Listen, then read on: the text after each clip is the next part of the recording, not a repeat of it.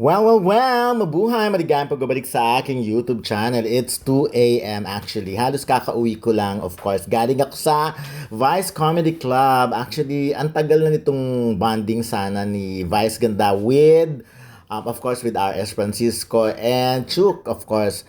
And syempre, sa mga members ng Speed or ng Society of Philippine Entertainment Editors. So medyo ang call time dyan ay mga 8 p.m. Pero nakakaloka ang Vice Comedy Club. Alas 8 pa lang or 7, past 7 pa lang ng gabi. Ang dami-dami ng tao, nakakaloka. At syempre, nung alam mong dumating na si Vice, pag nag-iingay na ang mga tao sa paligid, yung biglang may commotion, yung nagtatayuan na lahat, nagkikislapan na ang mga video. At yun, yung malalakas ang sigawan. At eto nga, isa-isang pinakilala si... Kasi parang, eto yata yung first time na na-meet ni Vice Ganda lahat-lahat. Although nagpe-press ko naman siya, pero usually kasi walang ganon yung individually na i-introduce. This time talaga, it's her initiative talaga na gusto niyang ma-meet. Sabay sa tagal na nga naman ni Vice Ganda sa showbiz. Marami na siyang reporter na naging kaibigan, marami na nakilala, of course. Pero this time, ito talaga yung parang grupo ng mga editors. That's why I'm very happy, very privileged kami mga members ng Speed na nakamit si Vice Ganda ngayong gabi. Although before pa naman i-interview na namin siya. Kaya lang talaga wala yung ganito, yung sobra-sobrang chikahan lang. So, isa-isa nga nakikita mo naman lahat, 'di ba? Ayun na nga, alam mo, isa sa mapapansin mo kay Vice Ganda ay yung very quiet siya. Hindi naman very quiet. I mean, yung sobrang sabi nga namin, very siya, ang tawag doon, demure. Napaka-demure niya. Pero alam niyo si Vice, ganyan naman talaga siya in person. Siya yung tipong tahimik siya eh. Hindi siya yung maingay. Hindi siya yung pag magkakasama kayo. Mostly, di ba, pag ang kasama niya, yung mga tropa niya, yung mga kaibigan niyang bading, siya yung pinakatahimik, observant siya. Yung ganun din yung nakikita ko sa kanya noon. Usually yata, ganun yata talaga yung mga komedyante. Pag nakita mo talaga sila, akala mo on cam, on stage, lahat talaga todo, lahat pinapasaya, pinapatawa. Pero, pag sila lang talaga or ang tahimik lang nila. So isang bagay na napansin ko yun kay Vice at yun nga ever since naman. So this time talaga, eto talaga bonding ito even before pa the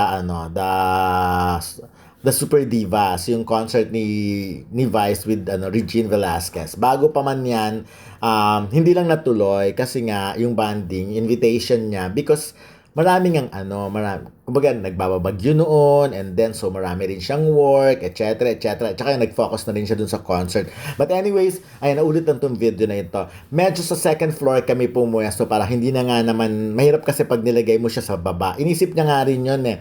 Sabi nga daw kung sa baba kami, malamang hindi kami mapatahimik noon. At least ito, sa taas kami at hindi kami dinadaan-daanan ng mga tao, yung mga ganyan. So, ang haba-haba, ang ganda-ganda ng mga kwento, ang dami naming napag-usapan dito at talagang sa totoo lang, si Vice naman talaga ever since, marami kang matututunan sa kanya, sa lahat ng mga kwento niya, sa lahat. Pag ini-interview mo siya, minsan kasi, ang interview kasi sa kanya, minsan tungkol sa mga pelikula, etc., yung mga ganyan. Pero, pag sinimulan mo siya ng mga life lessons, yung mga gusto mong, yung mga wisdom talaga, ang dami niyang maisa-share sa'yo. Yung mga, alam naman natin kasi ang pinagdaanan naman ni Vice ay hindi ganun ka alwan. Alam naman natin na from ano rin siya.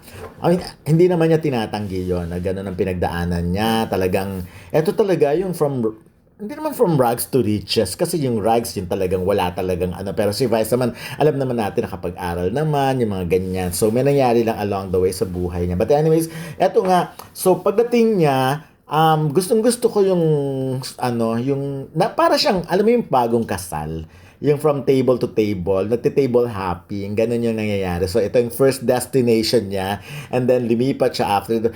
Dito sa totoo lang, ang daming pwedeng pag-usapan, ang daming pwedeng itanong sa kanya. Tinatanong siya tungkol sa kung ano-ano mga bagay, pero isa sa mga naiintindihan ko talaga na very grateful siya yung sa ganyan yung natanggap niyang awards from Eddies kasi nga box office hero. So isa siya sa mga binigyan talaga ng award, which is totoo naman talaga because yung movie naman niya, yung ano, and the breadwinner is, yun naman talaga ang number one na pelikula ng Metro Manila Film Festival.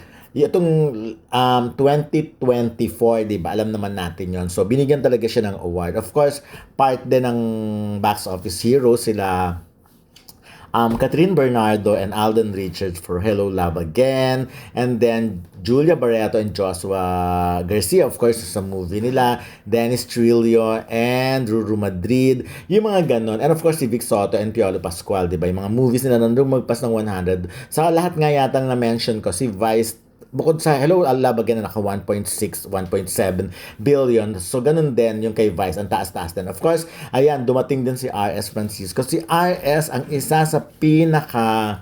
Alam mo talaga, kung may matatawag kang darling of the press, ayan talaga, si R.S. Talagang, ang napakahusay niya mag-entertain.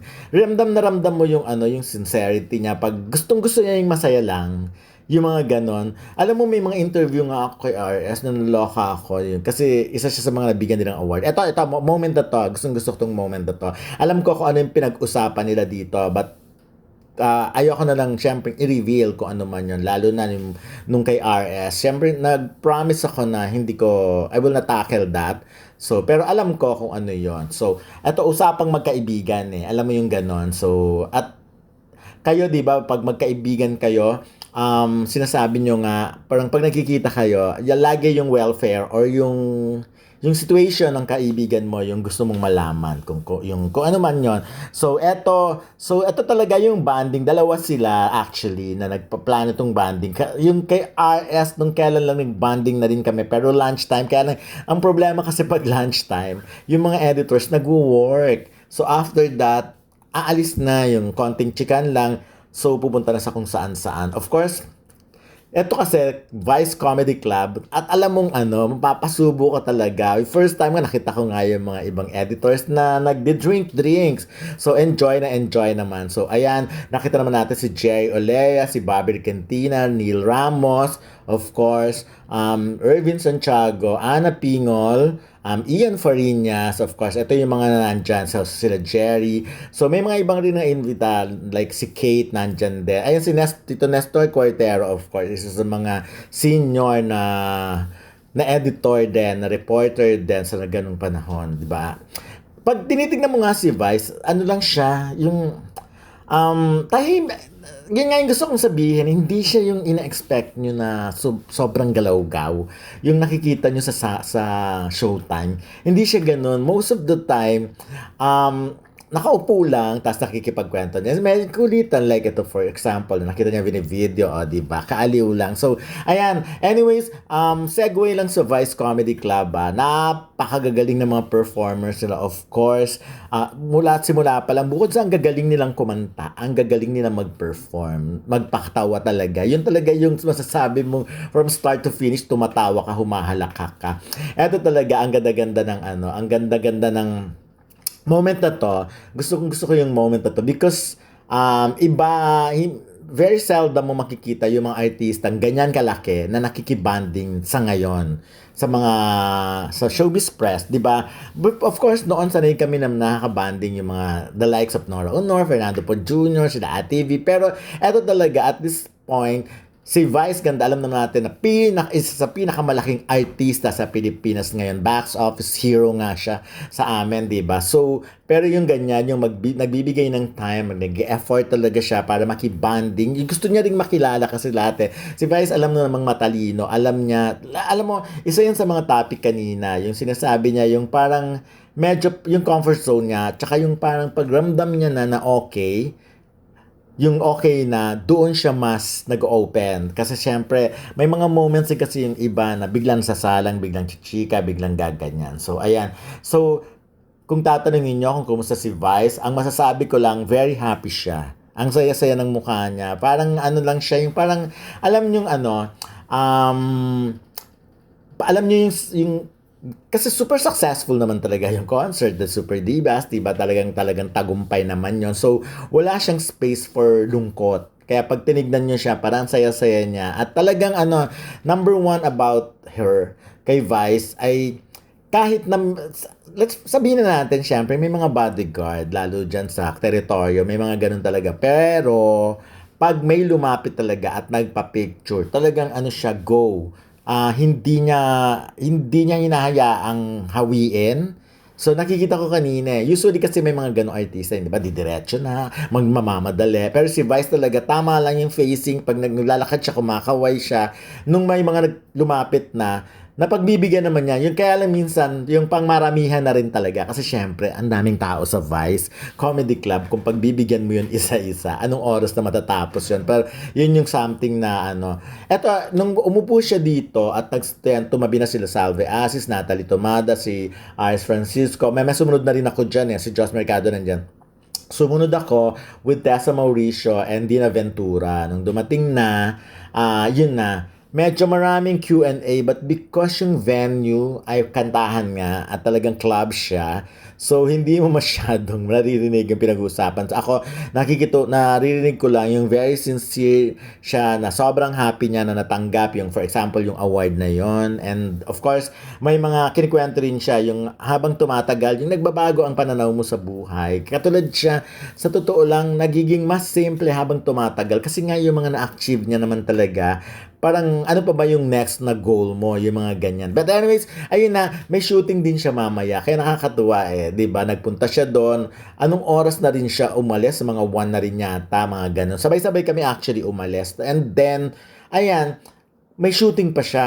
Start na ng Metro Manila Film Festival. Na movie nila, yun nga yung kay Nadine Lusta. Siguro yun yung kaya nagpa-practice ng pasarela si Of course, si Neil Arce na nandyan din. The husband of Angel Locsin. Alam mo, kinikwento niya nga. Tuwan-tuwa siyang kinikwento yung Yan si Neil, yung tungkol sa anak niya. Nasabi ko, yung gwapo ng anak mo Sabi niya ganyan. Yung mga ginaganon-ganon ko siya. But anyways, ayan, eto, simpleng bonding with Vice ganda. And for sure, masusundan pa ito kasi sabi niya nga mas may susunod pang bonding kasi ito talaga hindi kami masyadong, because it's a club nga ito, so hindi kami masyadong nakakapagkwentuhan, although nagkakakwentuhan hindi ko lang masyadong naiintindihan at naririnig. So ito na nga yung paalis na siya, kita mo naman talagang nahaharang pa rin siya ng mga tao, kulumpunan yung nag-iipon. So ayan, nag-selfie naman siya na actually minsan yung kumukuha, of course, nung bumaba siya, yan pa rin talagang nahaharang. Sabi nga, ganun talaga Hindi siya yung,